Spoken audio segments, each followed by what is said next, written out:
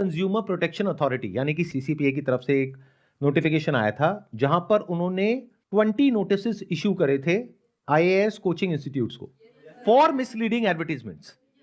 इसके बारे में कितनों को पता है? बहुत कम लोगों को। तो सोचो आप लोग जिनकी एज है 25 साल के आसपास, आपको ही नहीं पता, तो वो बच्चे जिनकी एज है 16, 17 साल, 18 साल, उन्हें क्या पता होगा? तो उन तक ये इंफॉर्मेशन पहुंचनी चाहिए या नहीं पहुंचनी चाहिए? अगर गवर्नमेंट कोई एक्शन ले रही है इन कोचिंग इंस्टीट्यूट्स के अगेंस्ट, तो वो उन्हें पता होना चाहिए। यही आज के हमारे सेशन का मोटिव है। अब ये मिसलीडिंग एडवर्टीजमेंट्स क्या होते हैं? है आप में से कोई जो इसके बारे में बताना चाहेगा? अच्छा, जो आप में से थोड़ा डर रहे होंगे ना इस बारे में बात करने से, तो प्लीज वो मत बोलिएगा क्योंकि कैमरास लगे हुए हैं, तो सोच समझ करके बोलिएगा। सर उसमें मैंने अभी जो एक्सपीरियंस किया है, पहली बात तो जो एक टॉपर होता है, जो मिसलीडिंग एडवर्टीजमेंट है, वो कैसा होता है, एक ही टॉपर 10 इंस्टीट्यूशन प्रमोट करते हैं कि हमारे यहाँ से पढ़े लिए।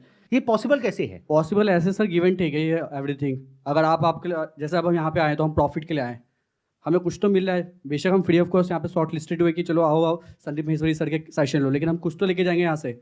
तो अगर कोई वहाँ पे आ भी रहा है, कोई टॉपर कि हाँ मैंने यहाँ पे कुछ किया, तो डेफिनेटली इज गेटिंग समथिंग। मतलब आप ये कह रहे हैं कि अगर वो उस इंस्टीट्यूट से नहीं निकला है फिर भी उसकी फोटो वहां पर यूज हो रही है, एग्जैक्टली सर, तो उसको कुछ डायरेक्टली या इनडायरेक्टली कुछ बेनिफिट मिल रहा है। Exactly sir.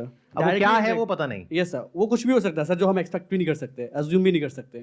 तैयारी के दौरान जो भी बच्चे कहीं भी जा कर के टेस्ट लगाते हैं, मॉक पेपर्स लगाते हैं, तो अगर जा कर के वो बस मॉक पेपर के लिए ही अगर रजिस्टर करते हैं, तो वो इंस्टीट्यूट वाले भी ये डाल देते हैं कि उन्होंने हमारे यहाँ से ही कोचिंग लिया है। तो आपका ये कहना है कि ये जो बच्चे जिनको ये दिखा रहे हैं कि इन्होंने हमारे यहाँ से करके टॉप किया है, उन बच्चों ने एक्चुअल में हो सकता है वहां से सिर्फ एक फ्री मॉक टेस्ट लिया है। Yes sir, yes sir. तो मतलब ये हुआ कि अगर आप कह रहे हो, अगर यूपीएससी की बात करी जाए कि लाखों बच्चों ने अप्लाई किया, उसमें से 3000 ने मेंस क्लियर किया, उनको बोल दिया कि आप हमारे यहां से फ्री मॉक टेस्ट ले सकते हैं।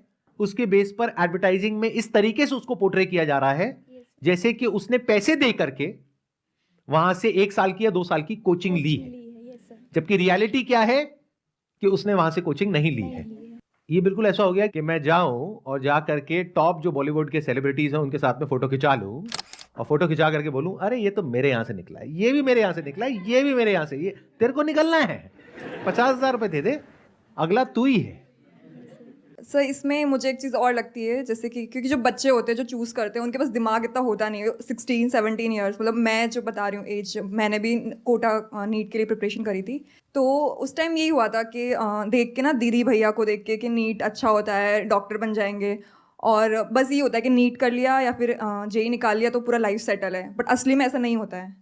उसका जो पाथ है ना वो बहुत डिफिकल्ट है। तुम मतलब कि 5 ईयर MBBS करो, उसके बाद PG निकालो, वो भी 1-2 साल में नहीं निकलती है क्योंकि अगेन कॉम्पिटिटिव एग्जाम, इससे तुम कुछ और भी कर सकते हो। तो ये मतलब मुझे लगता है कि नीट और जो बड़े बड़े UPSC है या फिर जो सब भी है, वो बच्चों को ऐसा लगता है कि यही ड्रीम है, मतलब ये ड्रीम है, मतलब कि पता नहीं क्या हो जाएगा, जैसे तुम पता नहीं क्या बन जाओगे, ऐसा जो कि नहीं है ऐसा। मतलब तुम एक नॉर्मल दूसरी जगह 3 साल काम सीख के भी कर सकते हो। मान लेते आपने नीट क्लियर कर लिया, नहीं करा मैंने। नहीं मान लेते आपने नहीं किया बट बहुतों ने कर लिया। हाँ। उसके बाद में MBBS की जो फीस होती है कॉलेज की, वो कितनी होती है? गवर्नमेंट की तो बहुत लो होती है, लाइक 50,000, या फिर बहुत एम्स में जाओगे तो कुछ भी नहीं होती है। बट वहां पर होने की पॉसिबिलिटी बहुत कम होती है क्योंकि सीट्स कम होती है। तो मान लो आप प्राइवेट कॉलेज में गए तो वहां पे कितनी फीस होती है? 1 करोड़, 70 लाख से तो कम है ही नहीं कहीं पर भी। मतलब टोटल खर्चा वहां पे रहना, खाना पीना प्लस कॉलेज की फीस, तो वो 1 करोड़ के आसपास आ जाता है खर्चा।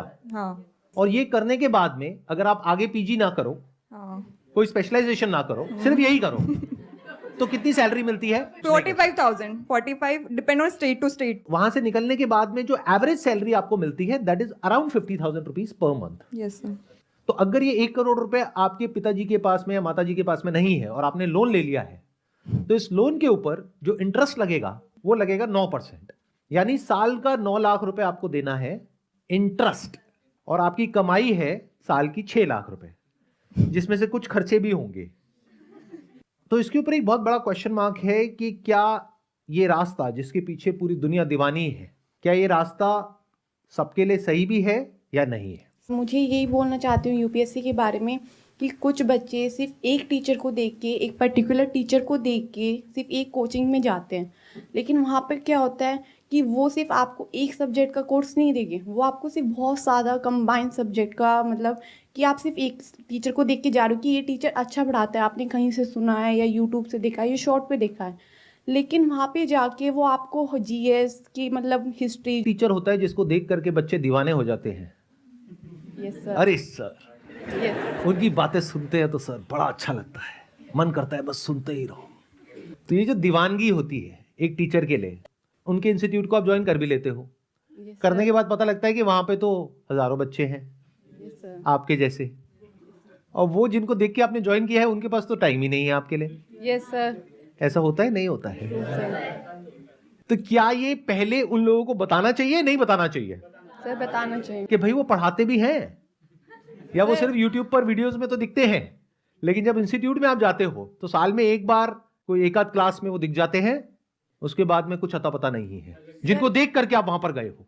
और एक मेन रीज़न और है जो आपने बोला था कि जो टॉपर्स ऐड क्यों होते हैं, क्यों, और मतलब कोचिंग इंस्टीट्यूट में सबके नाम क्यों आते हैं, मतलब मोस्टली इंस्टीट्यूट ये करते हैं, ये ऑफ़र करते हैं अपनी स्कीम्स के साथ कि अगर किसी बच्चे का प्रीलिम्स क्लियर हो गया या मेंस में उसके कुछ भी क्लियर हो गया, उसके हाई रैंक्स आ रहे हैं, मार्क्स आ रहे हैं किसी भी कोचिंग में, तो वहाँ पे टेस्ट फ्री कर दे, या वो स्पेशल क्लासेस जो उस बच्चे को देते हैं टीचर्स, या फिर लाइब्रेरी देते हैं। Yes sir, not only library, food, even रहने अकोमोडेशन। यस सर, वो रहने मैं का ठीक कह रहा हूँ, अकोमोडेशन भी दे देते हैं। यस सर, वो देते हैं। अगर प्रीलिम्स क्लियर है, जैसे इस बार जिन बच्चों का प्रीलिम्स क्लियर हुआ है उनको मेंस की answer writing free, even mains अगर जिनका क्लियर हुआ है इंटरव्यू और खाने तक का फ्री है।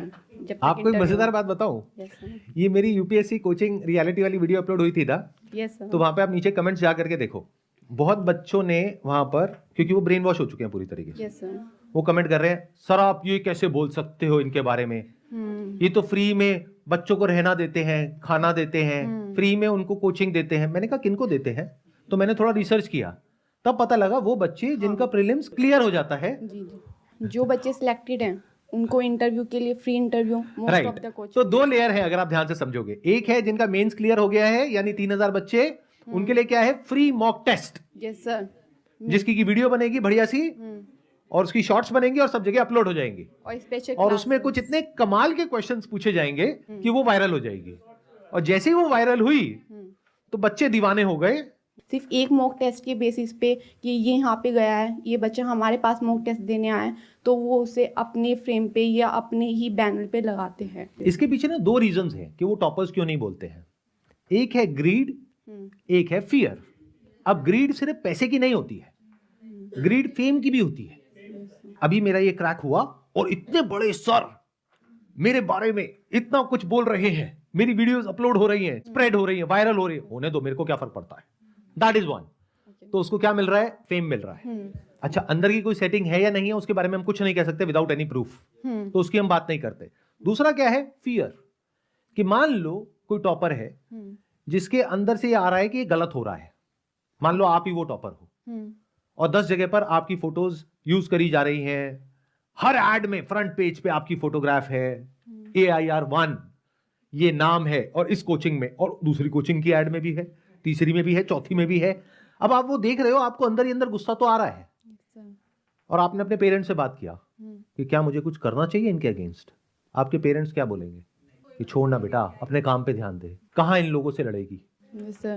मतलब क्या है, डर कि अगर मैंने इनसे पंगा लिया तो मैं तो इनका कुछ नहीं बिगाड़ सकती, ये मेरा बहुत कुछ बिगाड़ सकते हैं, तो क्यों पंगा लेना है, छोड़ो ना। तो जिस इंसान की ऐसी अप्रोच है, क्या वो IAS बनने के लायक है? No sir.